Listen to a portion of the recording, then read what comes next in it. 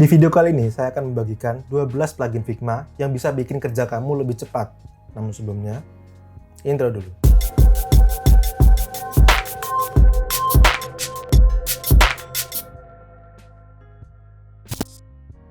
Terima kasih kepada Nagoster yang telah menjadi sponsor video kita kali ini. Nagoster adalah salah satu penyedia layanan domain dan hosting terbaik di Indonesia. Website kamu jadi lebih cepat dibuka, keamanan terjamin, harga relatif terjangkau, dan tim support tersedia 24 jam. Saya percaya dengan Nagoster karena saya sendiri menggunakannya untuk website pribadi saya, kukohaldi.com. Beli hosting di Nagoster sekarang dan dapatkan diskon hingga 75% serta gratis domain dan SSL. Jangan lupa gunakan juga kode kupon kukohaldi untuk mendapatkan diskon tambahan sebesar 10% dan bonus aset file Adobe XD dan Figma dari desain yang pernah saya buat. Halo semuanya, kembali lagi dengan saya Kuko Aldianto, seorang UI UX designer dari dusweb.com.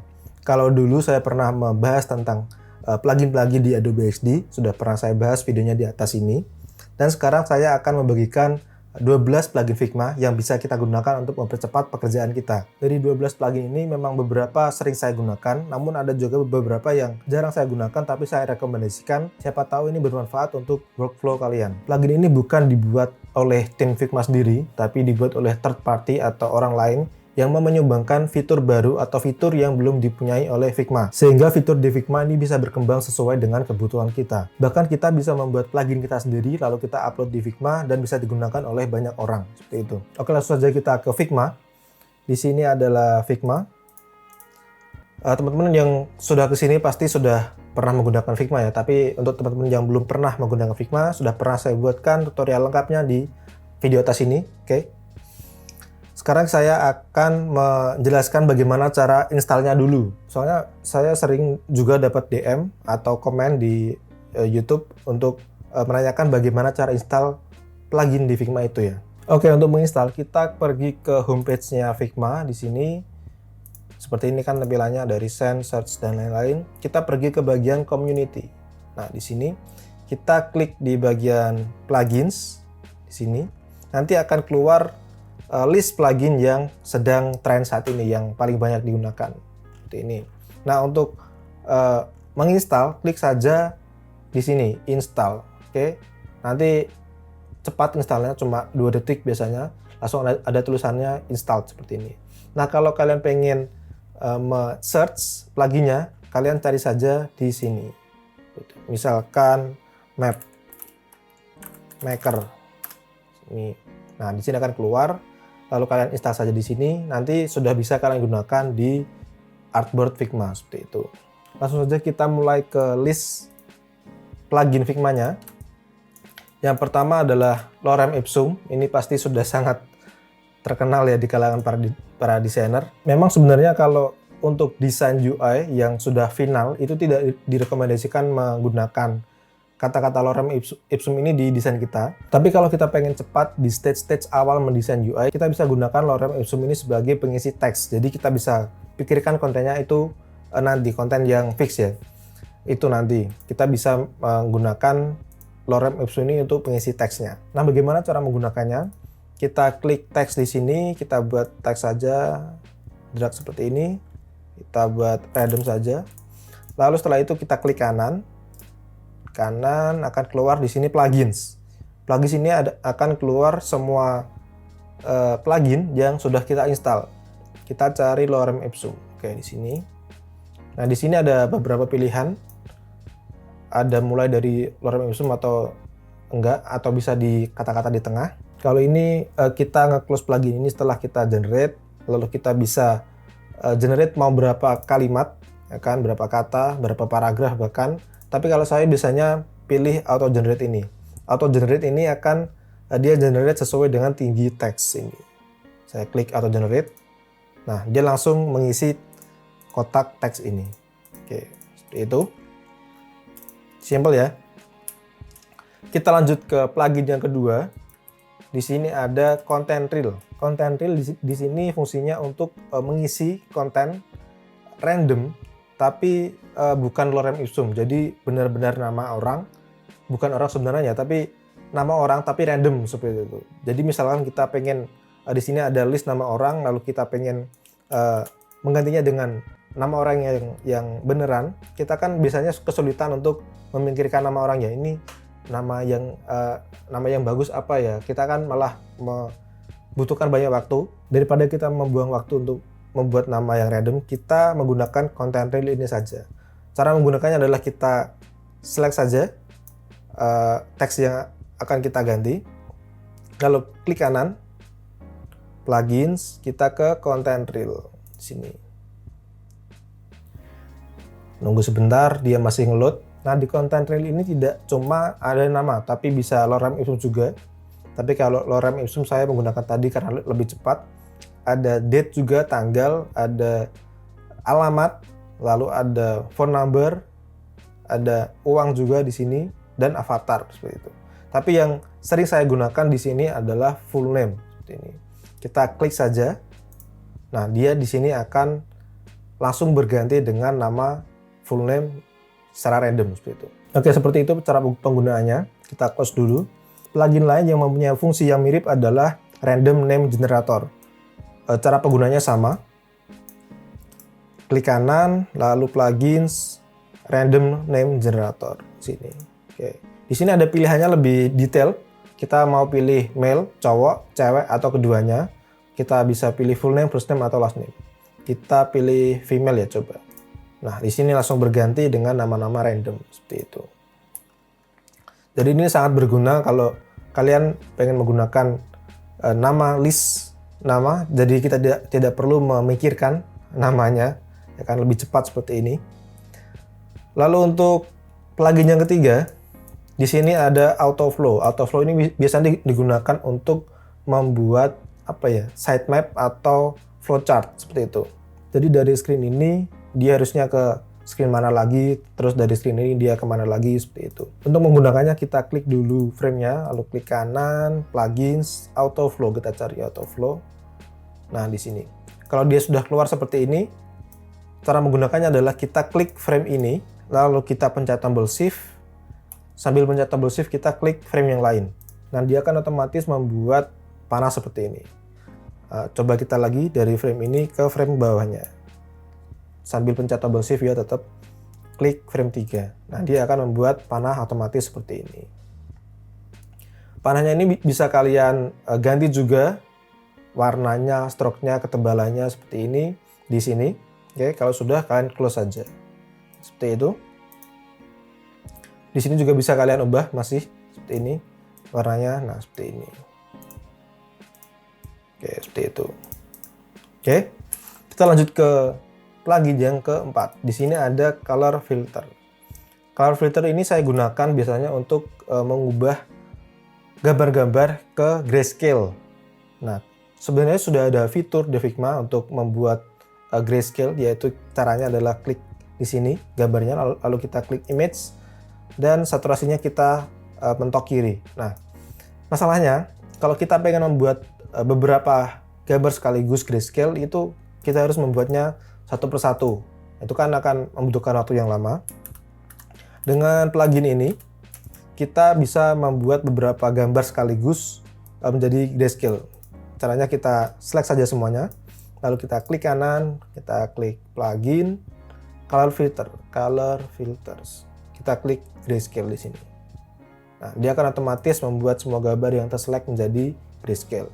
Tapi di sini kelemahannya, gambar yang sudah menjadi hitam putih tidak bisa diubah lagi menjadi warna. Jadi kalian pastikan sebelum mengubah gambar-gambar ini menjadi grayscale, ini tidak akan dirubah menjadi warna lagi.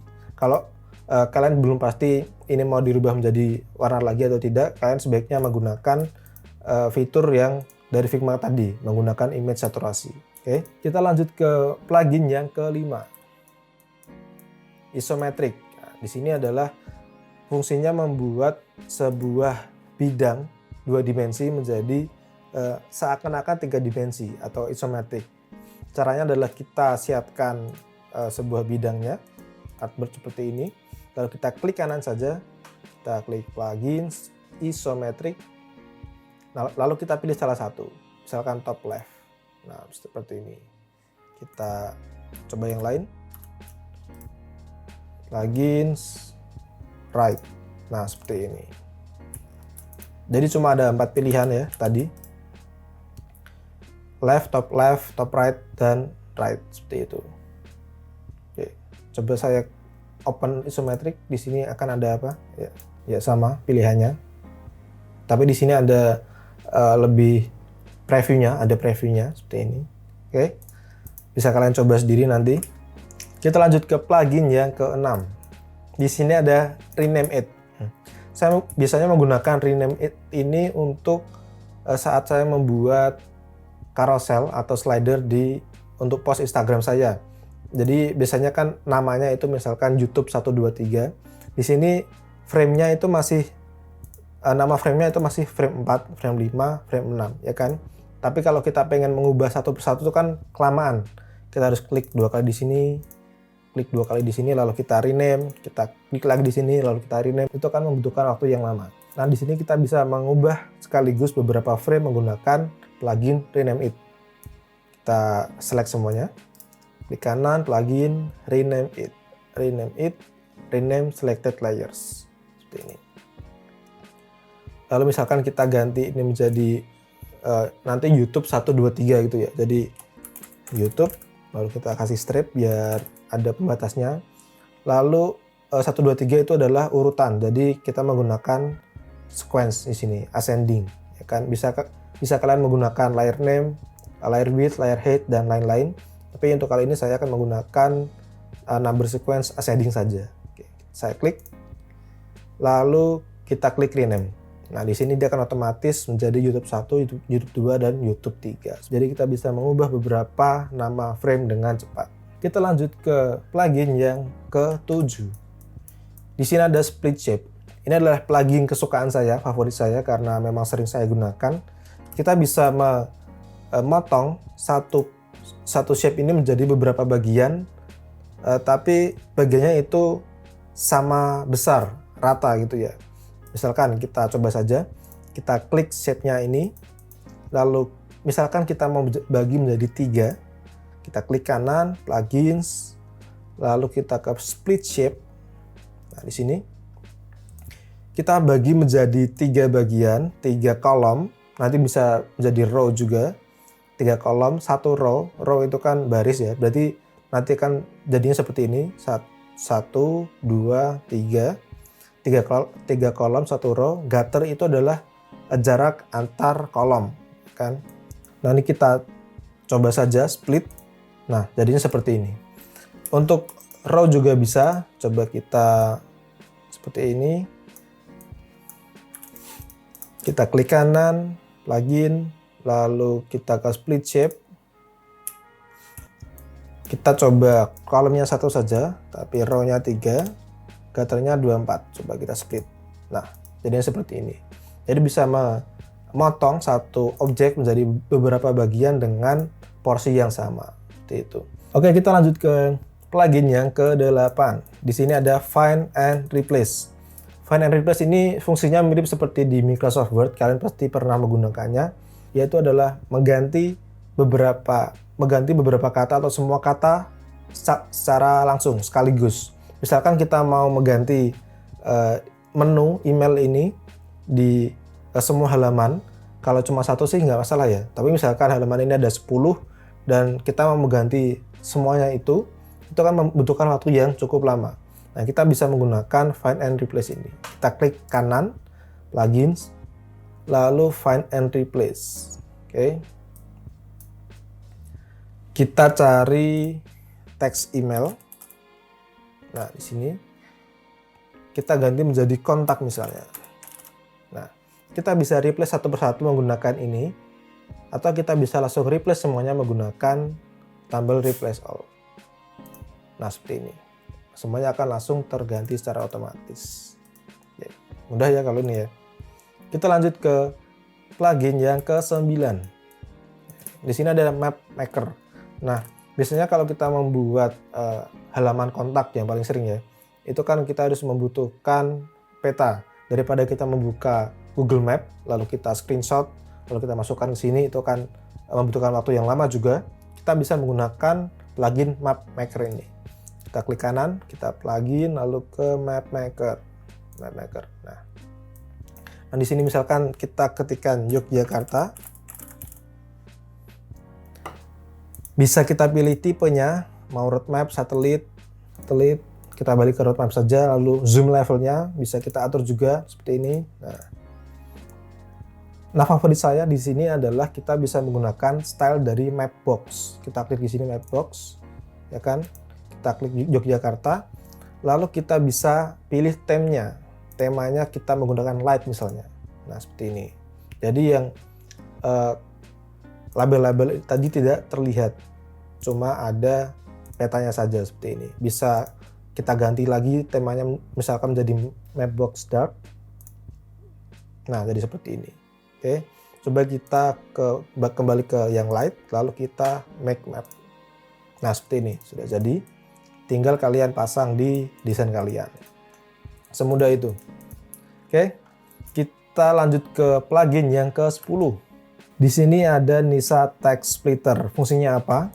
Biasanya kalau kita ngopi sebuah list teks dari artikel misalnya, tapi kita pengen menggunakannya itu secara terpisah, baris per baris.